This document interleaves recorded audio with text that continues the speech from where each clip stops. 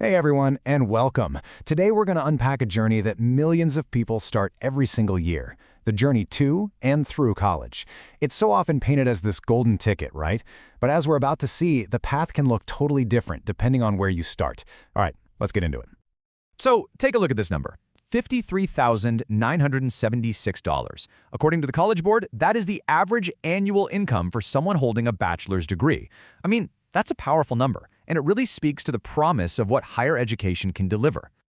And you know, it's not just about the money. For so many people, college is the main path to a better future. The data really backs this up. Unemployment rates for college grads are almost always lower than the national average.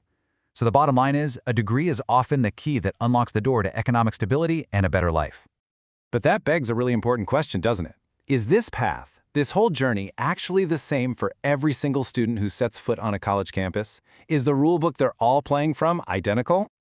And that's exactly what we're exploring today. For a huge group of students, the college journey isn't just a path. It's more like a gauntlet, a series of challenges that comes with this hidden, unwritten rulebook that nobody ever hands them during orientation. So who exactly are we talking about here? Well, the term is First Generation College Student, or FGCS for short. The definition is pretty straightforward. It's any student whose parents don't have a four-year college degree.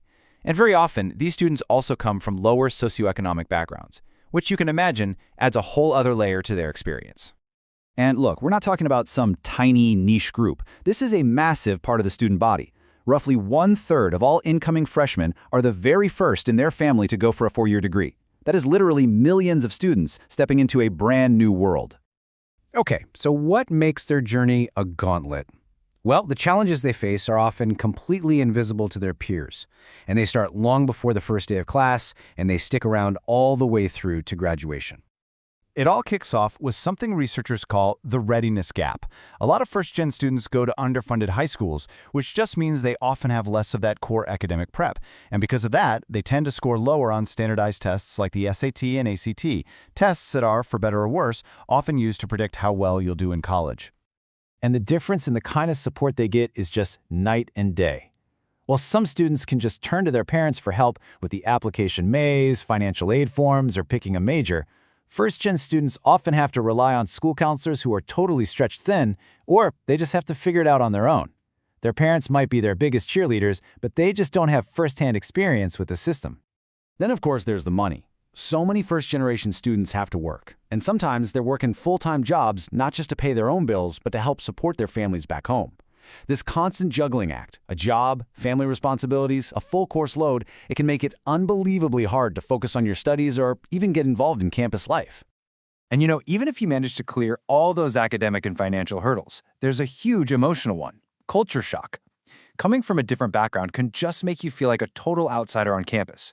The social norms, the inside jokes, the life experiences of your classmates, it can all feel completely foreign, and that really builds up into this feeling that you just don't belong. This feeling can get even more intense for minority students. This quote from a student, wow, it really hits home. They often have to deal with the stigma that their admission wasn't earned on merit, but was thanks to a program like affirmative action. Imagine having to constantly prove you belong. It's exhausting, and it can do real damage to your academic self-esteem. So, with all of these barriers, academic, financial, social, emotional, it can start to sound almost impossible. Which leads to the big question. How on earth do they succeed?